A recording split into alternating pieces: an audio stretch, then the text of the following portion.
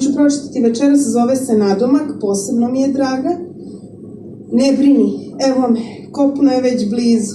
Jedan zamah rukom od zemlje me deli, al voda je hladna i bolovi grizu na putu koji smo jednom započeli.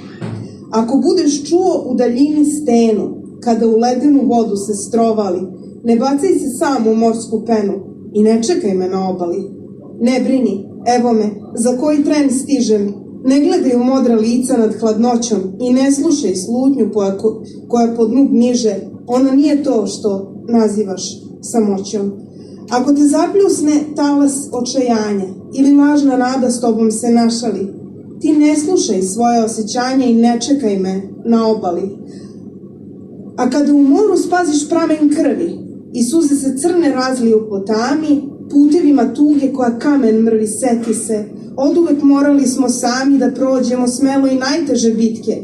Ljudi oko nas bili posmatrači, jata sitnih riba, iz vode se plitke nikada, nikuda nisu otisnuli. Gledaju i ćute. Ne plači, jer jednom ću plućima ovim, teškim kao olovo, neki novi vazduh udahnuti ponovo.